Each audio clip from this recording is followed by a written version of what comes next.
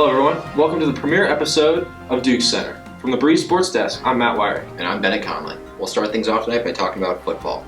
So 2 weekends ago, JMU beat New Hampshire 42-39 in New Hampshire for a nice road win, moved to 6-1 overall and 4-0 in the CAA.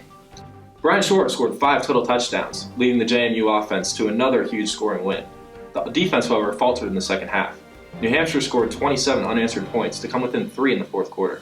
So going up into this week, they host Rhode Island at home on homecoming. Rhode Island's not the best of teams in the CAA. They've obviously struggled on both sides of the ball. Absolutely. They actually rank last in the CAA in both points per game and points allowed per game, as well as rushing yards allowed per game. Khalid Abdullah should have a field day with that. He should have a big one. He's third in the FCS in rushing yards with 854, and going up a team that allows over 200 yards rushing per game, he's obviously going to be licking his chops. Another conference matchup to watch this weekend would be Stony Brook and New Hampshire.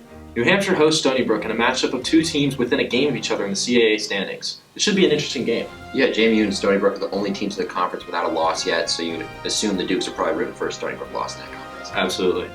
Shifting over to men's golf, the team came in first place at the Camden Collegiate Classic, and Ryan Cole also finished with his first victory of the season.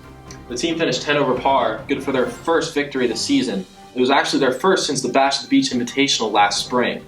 Ryan Cole actually finished in a tie for first place with South Carolina's Keenan Husky. The two went to a sudden death overtime, which Cole took in the first hole. So that's a wrap on the fall season for the Dukes. They'll pick things up on March 5th in the 2017 Tiger Invitational down in Alabama. Another team that came up big this weekend was volleyball, who swept all 3 opponents they faced this weekend, all of which were in the CAA. Yeah, and some of those are really solid CAA opponents. You got Northeastern, Elon, and Hofstra. Hofstra and Northeastern both have winning conference records. Now the Dukes also have a winning conference record at 6-5 in the CAA. They now sit at 5th in the conference and have actually been one of the best blocking teams in the CAA, averaging almost 2.5 blocks per game, good enough for 2nd in the conference. Their next match will be at William & Mary this Friday, with game set at 7 o'clock. Thank you all for tuning in to our premiere episode of DukesCenter.